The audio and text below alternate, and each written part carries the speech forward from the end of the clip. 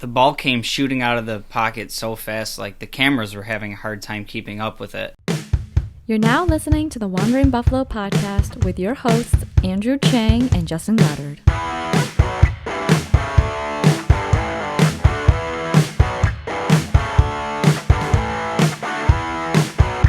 Hello and welcome to the Wandering Buffalo podcast, a show on the Built-in Buffalo Network. My name is Andrew Chang, and alongside me is my co-host Justin Goddard. And tonight, Justin, we are going to talk about the big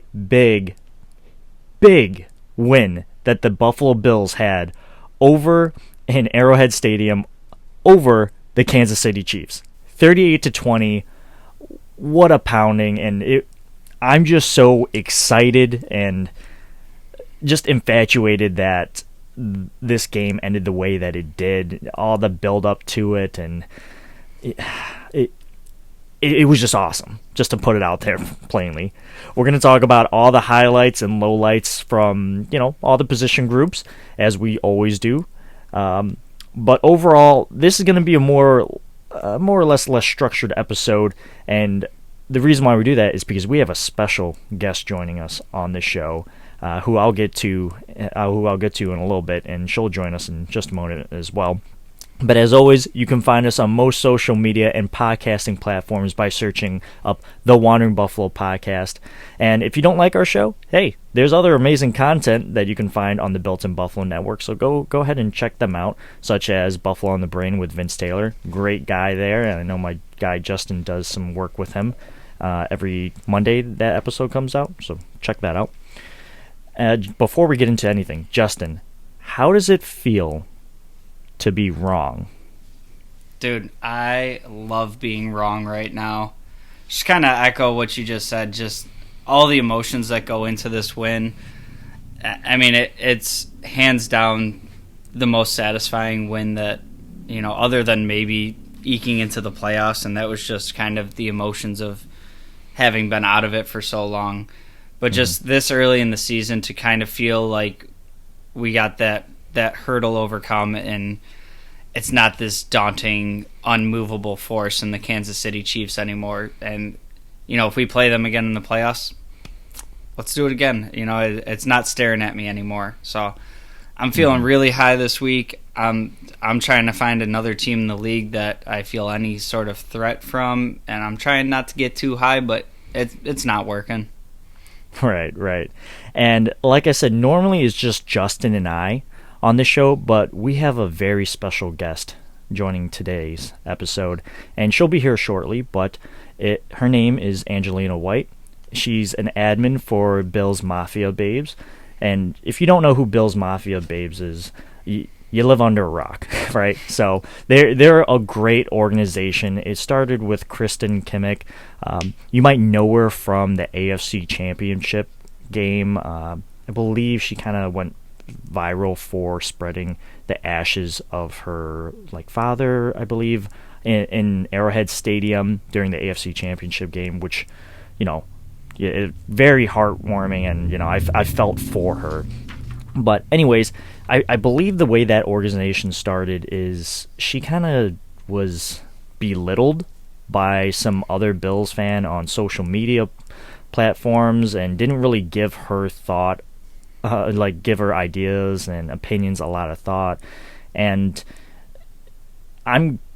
it just kind of behooved her to start Bills Mafia Babes, where she would include a bunch of women who had similar interest of the Buffalo Bills, and it just blew up significantly. So where are they now? They have over 12,000 people in Bills Mafia Babes. They raise money for Bills related nonprofits, such as Kids Escape Drugs by Jordan Poyer.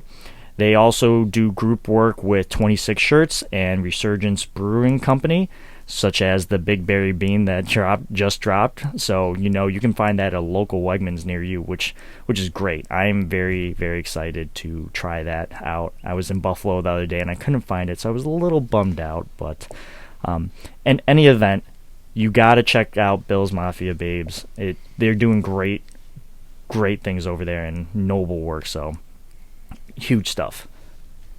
Yeah, I'm really excited to be able to talk to Angelina today and just kind of get from her perspective what the growth has been like and all the things that they're getting into over there at Bills Mafia Babes, I'm sorry. And, I've been a fan for about as long as I've been on Twitter, which has been, kind of at the inception of this podcast. So I'm late to the game. So I'm really excited to, learn a little bit more about their group and what they got going on right now.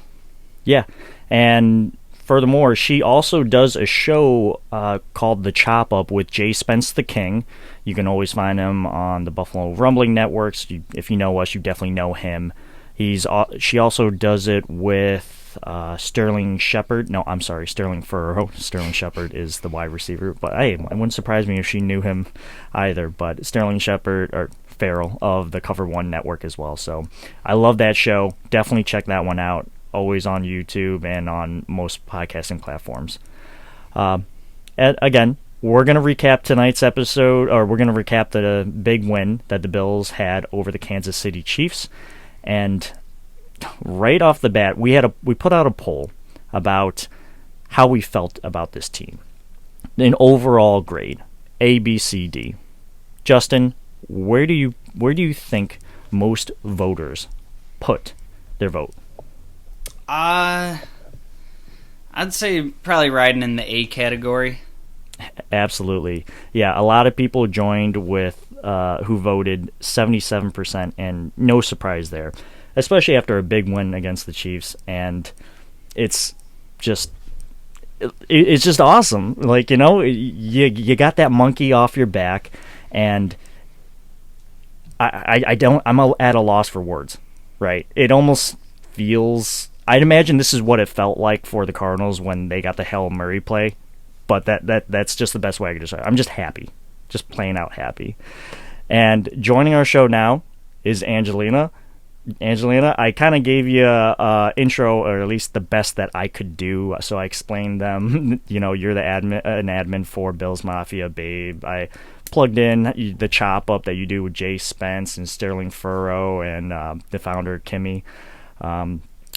Kristen, and just explain how you do a lot of nonprofit fundraising work for Bills nonprofit groups. So I really, really impressive work. And I just got to say, I haven't seen you face to face in over 10 years. Way too long, absolutely.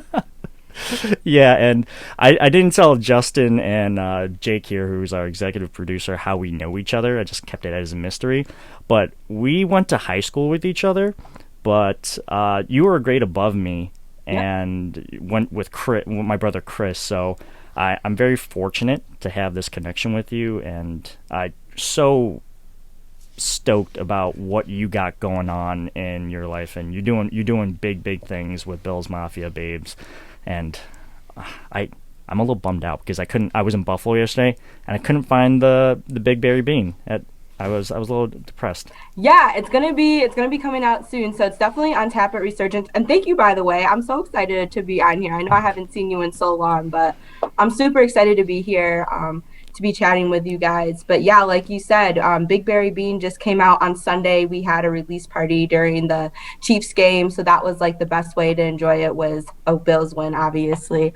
But so it's going to be coming out, I think, later this week. It should be in Wegmans, and I think also Consumers is where it's going to be sold. So going to find out the exact time it's going to be in stores. But definitely people really enjoyed it. And the best thing about it is that $1 from, if you have it on tap or if you buy a 4-pack, $1 from each sale is going to go right towards Brandon Bean and Haley Bean's Bills Mafia charity. So that's going to fund a lot of adoptions. So a lot of dogs and cats and all kinds of animals are going to have homes all paid for, thanks to Bills Mafia. So, wow, again, fantastic work with everything that you guys are doing, and I'm excited. And I can only imagine that keg got kicked by the end of that night. Oh yeah, people were going flying through it. I'm like, oh my goodness, and it went down so smooth. It was really good, and it was fun to make it too. Like, this was the first time second time I got to be part of like a brewing process. So to just see from where it came from beginning to end, and then to enjoy it with your friends, and again, the Bills beating the Chiefs, it was just like icing on top. It was really great.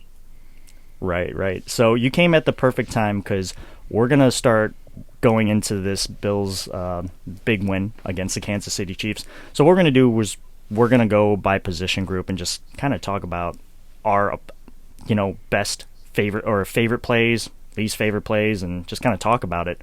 Nothing really structured here, but I have a feeling it will be a great conversation nonetheless. Definitely. So, we got to start with Josh Allen. He had a 57.7 completion percentage, 315 yards, a QBR of 139, 4 total touchdowns, 0 interceptions, and I got to ask both of you and the listeners out there, are you still worried about Josh Allen?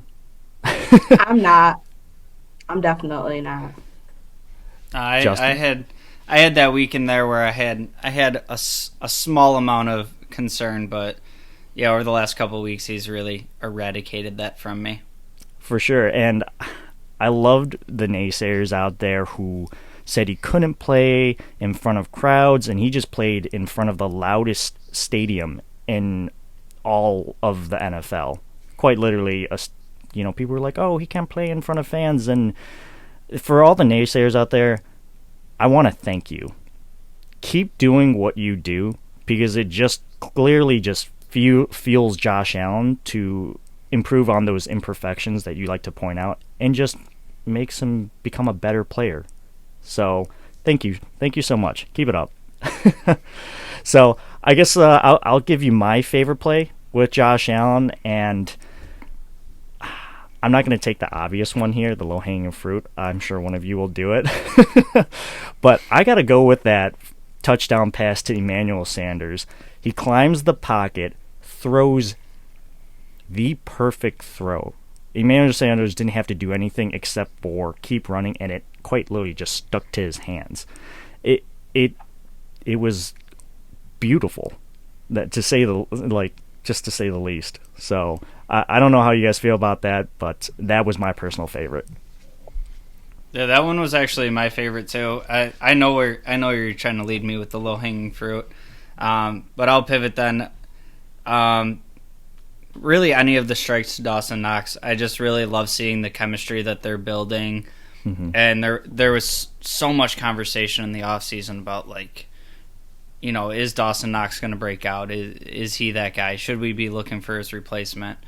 And just the way they're flourishing together, I got to give some respect there. I'll go the Dawson Knox touchdown. Just he's keeping it rolling another game. Yeah, I've been super impressed with Dawson Knox. I keep seeing, people put out, the Dawson Knox apology for him because everyone wanted, Zach Ertz instead of him. And I think he's been so incredible and so consistent the last 5 weeks. So I'm really excited for him and what's to come for the rest of the season. But I was actually obviously the low hanging fruit. That hurdle was amazing. I mean, Air Allen strikes again. That was amazing to watch. But I was also really impressed with the Emmanuel Sanders throw, and just watching him, post game in the interview, he was saying, he's like, I almost didn't know what to do that I caught it, because he just wasn't expecting him to throw it on such a rope to him.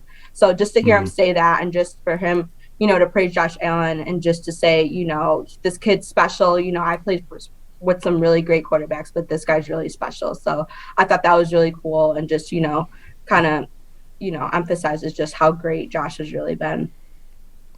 Yeah, I agree with you. And to talk a little bit about Dawson Knox, I'm pretty sure he only needs to have 3 more touchdowns this year, and that would break an a franchise record for the most touchdowns Buffalo Bills tight end had in a regular season, which is crazy because that just shows how starved this organization was for a tight end. The only relevant one that I can think about is Scott Chandler and his shovel touchdown in Detroit when we had to play the Jets. I thought that was pretty cool. But clearly that didn't pan out well. And yeah, just to have a veteran guy who's been around the league, seen it all, like Emmanuel Sanders, to talk glowingly about our young superstar quarterback, I am A-okay with that. Absolutely. Right. So let's talk about this offensive line, and it's kind of hard to point out offensive line highlights or lowlights. At least for me, because on this podcast, we're not professionals, and we don't claim to be professionals. We're just kind of like, we're just hanging out and just talking Bills. So for me, I think my personal favorite offensive highlight that I saw was I remember Zach Moss got hit initially 4 yards into his run, and I see Spencer Brown get off his tackle, who he laid out on the floor, and just run into this man and bulldozed him forward for an extra 4 yards. And it was really impressive to see the contribution from the young rookie, because I just didn't think he was going to be this good this quick. So very excited to see that. Yeah, I think Spencer's been really fun to watch, especially last week, him, escorting, people to the sideline and everything like that. But I think he's just been so explosive and so impactful so quick that it's just been, he's immediately, having a really big part of this game. So I think I'm really excited for him and to see, how he's going to progress throughout the season. Right. Yeah, it's hard for me not to say Spencer Brown here. He just towers over everybody on the field, and even when I'm not trying to watch him, I find my eyes going to him. And as you said, when he kind of pushed the pile, it was this week and last week's game where there's just so many run plays that look like they're dead at about 4 yards, and Spencer Brown just comes bulldozing in, pushes the pile another 4 or 5 yards. And that's something that I just love seeing, a guy he's never giving up on the play, and he looks really good for where I thought he would be at this point in the season. Yeah, we got to come up with a nickname for Spencer Brown, and I have one in my head, and I don't know why. I'm thinking about that viral video that he had against, I forgot who was on the Titans, but he was saying, you're short. You're short. Yeah. Get out of my face. And how you said how he escorts players to the sideline. I think in how he bounces people forward, I think he's a bouncer. He's a bouncer on the field, but like a really, really good one. I'm gonna call him the bouncer, Spencer Brown, the bouncer. I like it. He seems to have a big following. Like I remember on Twitter, there was like a whole fan club. I don't know. I think it might have been like his hometown. So to see him have like that much support, and they really like love supporting him, I think that's really cool. Yeah, that was easily over 50 people, and they had a banner saying Spencer Brown Fan Club, right? Yeah. Is that the photo? Yep, that's exactly what it was. Yeah, and they were at the game, right? I don't know if they were at the game or if they were watching at home, but like they were like, we are Spencer Brown's fan club, like we're here. Yeah, and I remember a lot of people, during the time of the draft when it happened, a lot of people were like, why did we pick this guy? They wanted a more like I guess impact right now player, and I would argue that it was an impact now player in hindsight. So very excited for him. As soon as I saw him jump through a table, like when he found out he got drafted, I'm like, he's definitely here to stay. He's in the right place. Yep, sign me up. Yeah, sign me up. That's my guy right there. All right, let's talk about the tight end here, and Knox, man, he went in, and he had 3 catches, and all of them are highlights. So, and I'll let someone else go first here because I feel like I'm just manhandling it. So, Justin, do you want to take lead on this? On your favorite play? I don't even have a particular favorite play from him. It's just kind of the overall essence that is Dawson Knox right now. He looks like he's playing with confidence. Even the one pass was like well behind him, and he had to turn and get it. And that's something that I feel like may have been a drop last year. And he just really looks like he's putting it all together for me. And granted, he only had 3 catches, but he went over 100 yards. And it's really hard for me to like pick one of them and say which one is my favorite, because all 3 of them were such great plays. Mm-hmm. Yeah, I was gonna say, I think I've just been really impressed with like his body awareness and how much it's improved. And like you said, there's things last year that like the catches he's making now, like he would have dropped last year. So to see him just make that jump in his improvement, and we've known him to be, really great at blocking and, being a really hard runner. So to see him like continue to do those things, but also just be someone who's a dependable target, I think makes him, that much more of an asset. So I've liked what I've seen from him.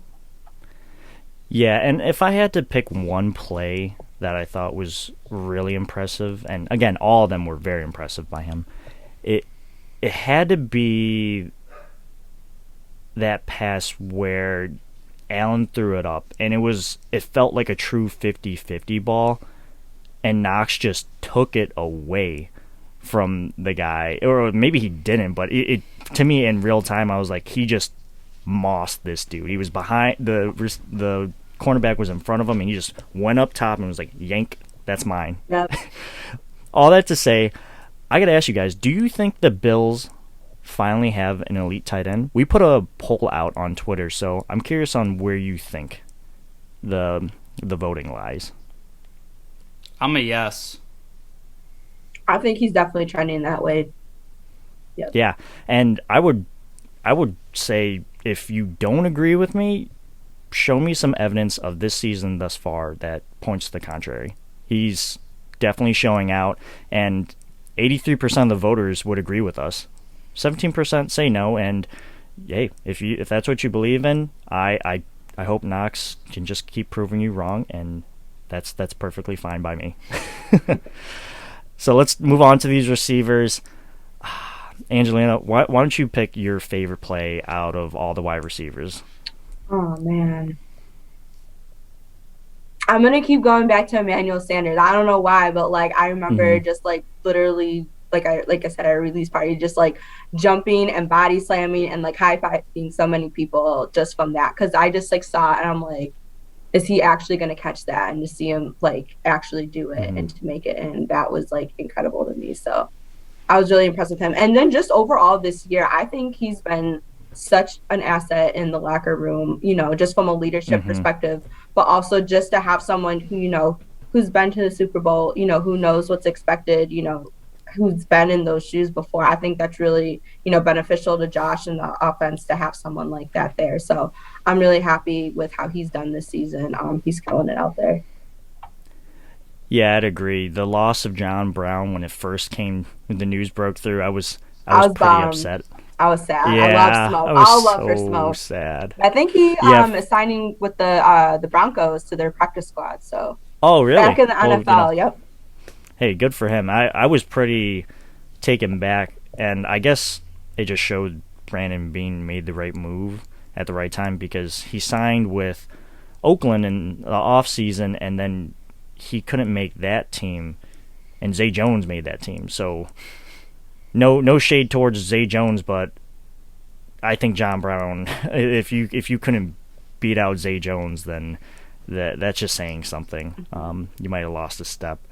But yeah, there are a lot of plays that are really good from the wide receivers, and for me, this might sound weird, but it's got to be that Stephon Diggs deep pass where he didn't score a touchdown, and the reason why I picked that play is because I'm pretty sure they put out their the 5 wide receiver set that they were famous for last season during that play, and it didn't really work in last year's AFC Championship game or the regular season game.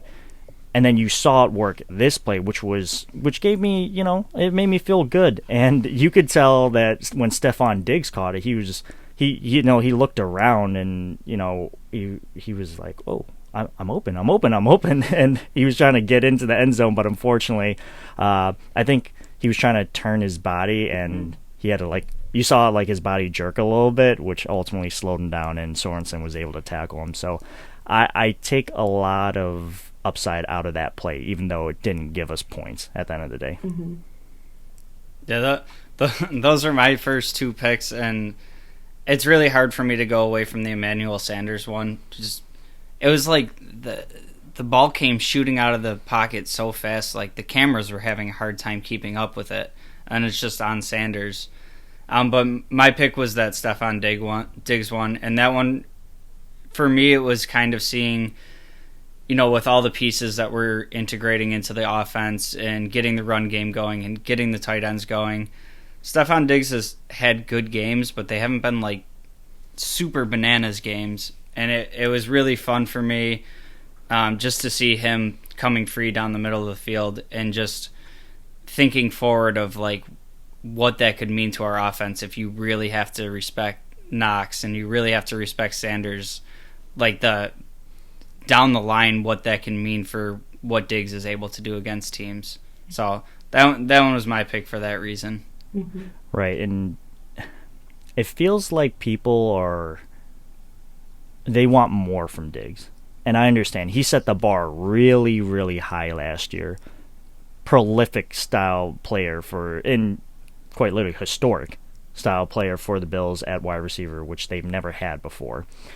And all that to say, he's doing his job.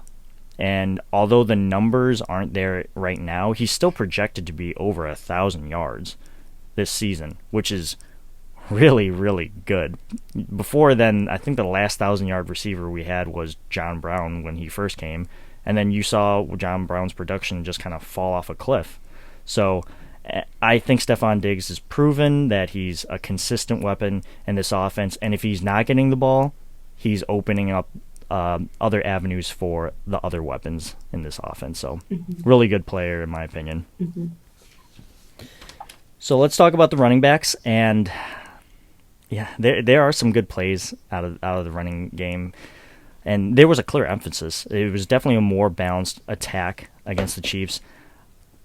But I will say the first two drops that Moss and Singletary had early in the game kind of gave me some PTSD of the AFC Championship game. You know what I'm talking about, where he dumps it to Singletary and he just drops it right in front of him, and he just looks up and he's like, "My bad." Yeah.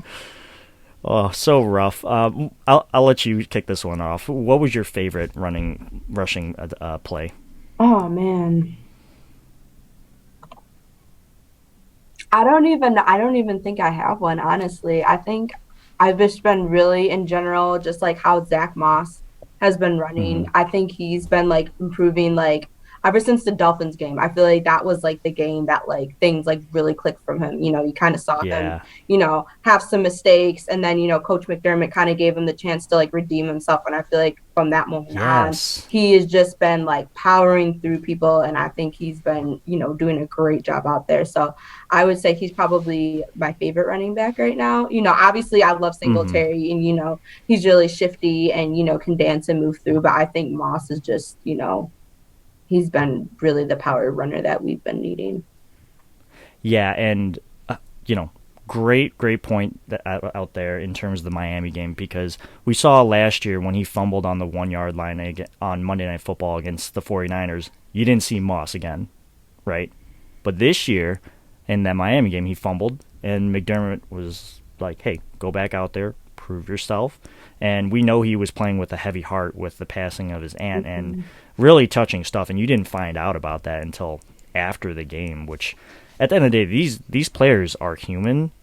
So for him to go out there with playing with that type of emotion and messing up in a game and able to bounce back from that and only build upon that performance, really, really impressive, and speaks a lot about who he is as a person. And I'm just really impressed with him. So all that to say, I thought all the running back plays were really equal. They consistently were getting at least 4, 5, 6 yards, something like that. And it kept Patrick Mahomes on the sideline and kept the clock running, and I'm all for it. Yeah, I'd have to say my favorite running play is actually one that never existed because it got called back on, I think it was a Dawkins hold. The 3rd and 1? Yeah. I know what you're talking about. Moss just he made somebody miss like in the backfield and kicked it outside, and it went for something like 15, 20 yards. And I have to give this one to Moss because we saw it like in the preseason, and in the preseason in particular, but also early in the season, that he's had some of these highlight type runs that get called back on holding, and then all of a sudden they don't show up on the stat sheet. So it's like, I think he ended the day with something like 40 yards and like a 3.4 average, but like he still put in that work and pretty much had the same numbers as Singletary on less carries, but another one of those little holding calls that erases his play. So I got to give Moss some love there. Absolutely, and I know exactly what you're talking about because I thought that was a weak call, and we'll get to commentating and refereeing real soon. Don't worry, we'll get to that. But yeah, Moss definitely, I think, performed very well this game, and Singletary also did his job too. But I think Moss was definitely the marquee back that he looked like we were getting out of the third round of the draft. Moving on, we're going to talk about the special teams. Your favorite play, your least favorite play. Justin, why don't you kick this one off? So my favorite play is just a general. Isaiah McKenzie continued to give the ball back to Josh Allen. I wanted to touch more on my least favorite play here. I'll only do one of them, but I had two gripes. But I'll go with Tyler Bass putting a kickoff out of bounds for the second week in a row.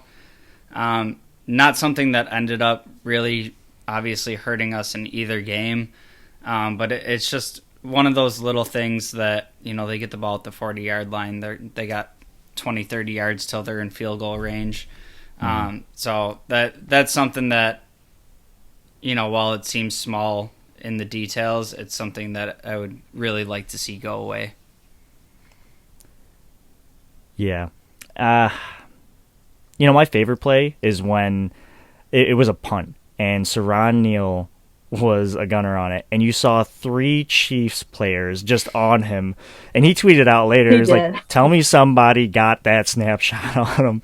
The Chiefs were just like, all right, just stop Saran. Like, don't let him get down the pipeline. And eventually that came back, but to a holding call or something like that. But it was a play that didn't exist, but I just thought it spoke to the type of player that he was. My least favorite play, which is also the funniest play to me, is when we're about to get a kickoff, and you see Isaiah McKenzie dry off his hands with a towel and then throw it aside. He's like, I'm going to catch this football. And he looked so confident. And then he bobbled it and muffed it, picked it up off the ground, and got minimal yardage from it. But I just thought that was so funny. And it's completely understandable. It quite literally was a monsoon. We had an hour and a half intermission. So I get it. Yeah, I was going to say for mine, was just our awareness. So the Chiefs tried to do kind of like this like onside kick, and like we read it right away. Oh yeah. And we were just able to be like, no, like we saw that coming. Like, you're not going to get very far with that. So I would say, our awareness, because sometimes I did question that, in the first few weeks, either, Isaiah McKenzie kind of bobbling things, or people just not really being aware of like what's going on. So I think to me that like made me feel a little bit better that like, okay, you guys are paying attention. Like, you're making sure that, it could have been a lot worse, obviously, especially a team like the Chiefs. Like, they're going to capitalize, if we're out of position and we're not ready, like, they're going to capitalize it just the same way we would do it. So I thought that was, something that made me feel a little bit better about special teams. Yeah, definitely a heads-up play, because the Chiefs were trying to squeak in a little maybe field goal right before the end of the half, and the Bills were all over it. Great point, because as soon as I saw, after you think you're going to get the ball back, you kick your feet up, and you just kind of, take a sip of your drink. And I remember I took a sip of mine, and I saw the kick, and I was like, I was like, no, no. You think it's going to be easy and simple like that, but it's not sometimes. But great heads-up play by the special teams. So that's going to wrap it up for the offensive highlights and lowlights of the beatdown on the Chiefs. We're going to take a quick break, and we'll be right back.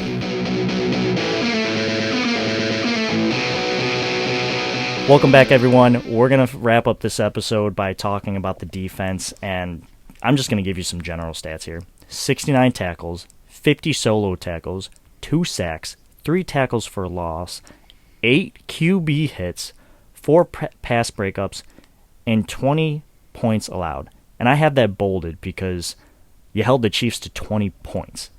Really, really remarkable stuff, and you made them kick field goals. and you stopped him on 4th down.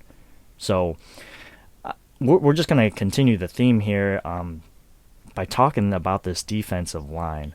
And Angelina, I'll let you start off by telling us your favorite play by them and I guess your least favorite, if you have one. Yeah, I was going to say my favorite play by far was Greg Rousseau when he had that tip and ultimate interception. I'm like, I was so excited for him, the beginning of this year. I knew he was going to, pressure a lot of QBs. And we really, didn't blitz or anything crazy like that because we just knew not to.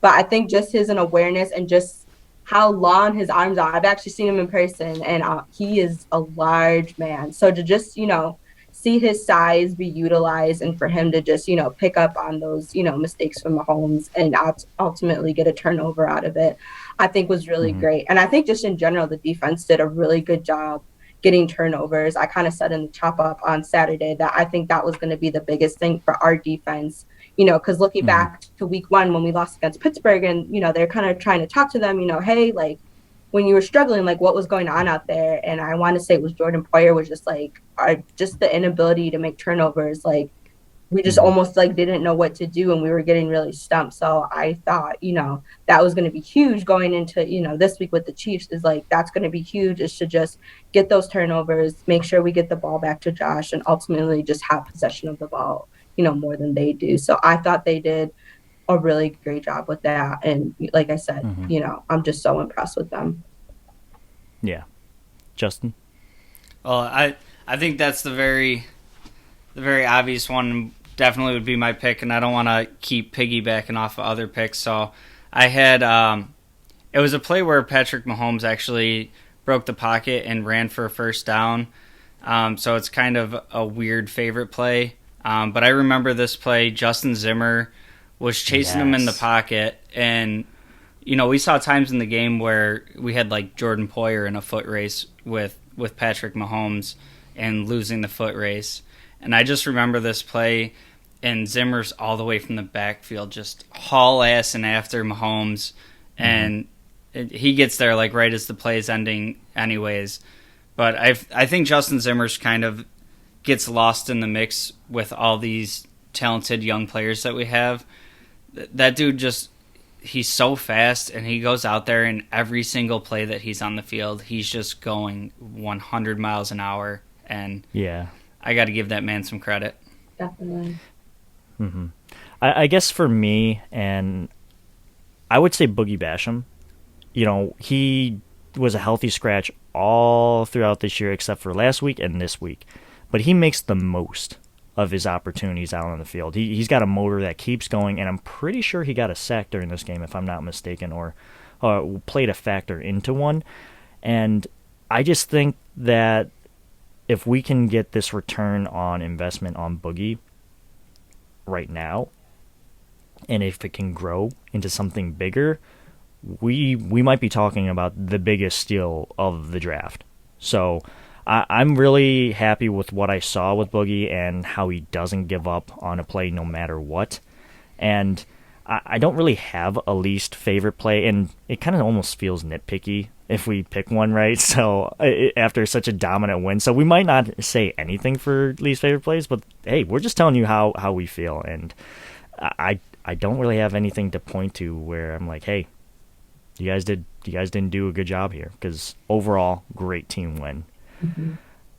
Let's move to linebackers, and I swore Matt Milano was going to play in this game. I'm so sad he didn't. I know, and because McDermott said, yeah, he's going to be out in practice today on Friday, and you see him they featured a photo of him on their social media account where he's boarding the plane, and you're like, I'm ready.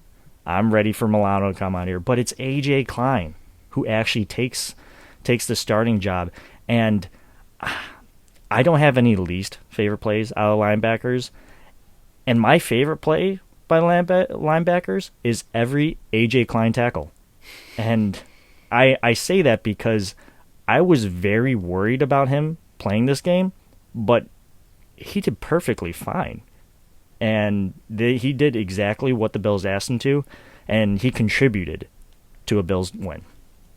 I think that's a good point. And just like I think the depth in general is just like, it's so reassuring, right? It's just like, if somebody can't go, the next man up, even if it's a rookie, like there's no drop. Like they're right there, like giving 110%. And I think for them to just like step up to that level and just like blend right in with the vets, I think that's huge. So I was really impressed with them. Right. I'm gonna do a little cheating route here. I think Klein and Edmonds both played very solid games, but nothing really like popping out at me. So I went Andre Smith here on that heads up play on the fumble on the kick return. Okay. Just kind of showing the way that the other players can contribute in other ways, and just because he's not a 3-down starter as a linebacker, somebody's got to get out there and make a heads up play like that. And Saran Neal made a great play there, and Andre Smith cleaned it up for him. Yeah, and you kind of stole my favorite cornerback play, which is where we're going next, and which would have been the Saran Neal forced fumble. And I think after that, yeah, well, it is, but I'm going to try picking something different. But I think after that play, the Chiefs were like, okay, Saran Neal's a problem. Let's, especially in the punt game, put 3 people on him. So it's clear that he's a contributor on all phases of special teams, and he was out there 1v1 with Travis Kelce, the best tight end in the NFL, and he did very good in my opinion. He drew a couple flags, but Saran Neal's not a featured chess piece on this defense, but the Bills were like, hey, go out and get him, and he got him. So I'm ready for him to get him again. But I guess my favorite cornerback play is any cornerback that was leveraging with the high safety against Tyreek Hill, because the Bills defense did such a good job containing Tyreek Hill's speed and bottling him up. And overall, solid work by the cornerback rooms. I have no gripe. Yeah, I was going to say one. Oh, go ahead. No, you can go first. Yeah, I was going to say one play, obviously contain Tyreek Hill, but also being able to contain Travis Kelce too, because I feel like he's always like our kryptonite. I'm like, if we can't stop these two, like we have a problem. But I feel like this week they did a really good job. But there was one play where Mahomes was throwing it and Trey White was covering Kelce, and he ultimately ended up like ragdoll throwing him to the sideline. And everyone else, even like Ed Oliver was storming up, like everyone was like going crazy directions, like taking away these lanes and just like put so much pressure. And I was just like, wow, that is probably one of the most explosive, plays I've seen of just like everyone being really powerful and really impactful. But yeah, that was definitely one of my favorite plays by Trey White, that he just literally threw him. I was like, yes, Travis Kelce's a big man. Like for him to just like throw him like it was nothing, I was like, holy crap. I know exactly what you're talking about, because it wasn't if you weren't paying attention to it specifically, you wouldn't have seen it happen. And the play was completely away from him, but Trey White to like let him know, like, we're here. We at you. Yeah. Like we saw how you guys played us in the championship game, getting all handsy and stuff. We're about to get handsy too, so we're gonna beat you at your own game. Definitely. Really appreciate that. Justin, what was your favorite cornerback play? So for mine, it wasn't. I don't remember the exact context of it. It was like a 2nd and 8, 3rd and 8, something like that. It was fairly early in the game, and it was Trey White coming underneath, and it was a drag route underneath, and he stayed right with the receiver. I believe that one was Pringle. Pringle or Robinson. Either way, one of those dudes with just dumb fast speed, and hung with him for the whole route and was able to get in there and break up the pass. And it wasn't so much the play for me as kind of the tone setting of, we're not going to go out there and just get torched in the track meet today. We're going to hang with any of these receivers. And I think there was a lot of scheming that went into keeping them in good positions, but the guys had to go out there and make the plays, and they looked good doing that. So I have no real gripes with the secondary myself. All right, Angelina, you know what we're doing here, and I'm going to let you take off with the safeties. Favorite play? It's got to be Micah Hyde. That interception, the cameraman in the background who was like equally as hyped. I'm like, that is like I don't know, hanging in the Albright Knox or something, because that was like one of my favorite plays the whole game. Yeah, I didn't even see the cameraman until I saw it on social media that you shared it. You're the one who found it, I'm pretty sure. And I was like, oh my God, it was so electric. He got the unbiased cameraman in it. So I was really impressed. And, Claire, the voice of the podcast, was sleeping, and all you heard with me, because this was late in the evening after the weather delay, but I was like, yes! Yes! And she was like, what's going on? Like, woke her out of dead of sleep. It was worth it, She was though. happy for me, though. Yeah. All right. And I think that does it up for the defense. So the only thing we really got to talk about here is refereeing and commentating. And, I'll just put it like this. The Bills were able to beat the Chiefs by playing them straight up, by beating them at their own game, and why they, neutralized the Bills' offense last year. They kind of took that, recipe and used it against the Chiefs. Maybe not. I don't know. Again, I'm not an expert, but it seemed that way to me. And I felt like officiating as well as commentating were really kind of pulling for the Chiefs for a little bit. And, we got some calls our way too. But one play that kind of blows my mind out of the two is how when Ed Oliver fell on Patrick Mahomes' legs, they were like, oh, that's rough on the pass. You can't do that. But then you see Frank Clark pile drive Josh Allen into the ground, put all of his weight on him. And if you don't want to call that pass interference, all right, fine, I don't agree with you. But then another Chiefs lineman falls on Allen's legs, quite literally how Ed Oliver fell on Mahomes' legs. So I didn't agree how biased and just unprofessional, honestly, how Chris Collinsworth was and Al Michaels were. It's just because I usually think that those guys are pretty good, but tonight it just did not feel that way. I don't know how you guys feel. Yeah, I feel like the officiating was just a crew that wants to throw the flags on everything, which if that's how you're going to officiate the game, fine. But I just don't feel like it was the same on both sides of the ball. Mm-hmm. I feel like Rousseau had 3-4 would-be sacks, and I'm just from my vantage point, just watching him have his blocker having two handfuls of jersey, and he's trying to go left and he's trying to go right, and he's just stuck to him. So for me, if you're going to call a game that way, it's got to be consistent both ways, and I just didn't feel like it was. And yeah. As far as Collinsworth goes, I feel like he went in there as a Chiefs fan, and when they weren't winning, he didn't really know that he could call an unbiased game, I guess. I don't know. He really seemed like he was pulling for the Chiefs and thought that it was going to happen the whole time. So I don't know what was going on there. I usually pretty much like him, but I don't know. It was weird. Yeah. Yeah, I would say refereeing wise, just the inconsistencies were really, really frustrating overall. Especially in things like with the Ed Oliver call. There's just certain times, and it's I've watched it, kind of slower, and then watched it, at real time, and I'm just it's so hard. And even being a rugby player, when you're running that fast, it is extremely hard to just stop on a dime and stop your momentum to not do that. And it's just they have to. I think the refs need to think about intent too. He wasn't oh, I'm gonna go drive down on Mahomes. He's I'm sorry, I'm here, I'm falling. So I think the refs should know things like that, and they need to I think take that more into consideration. But as far as Collinsworth, I mean, come on, dude. We get you love Patrick Mahomes. Man.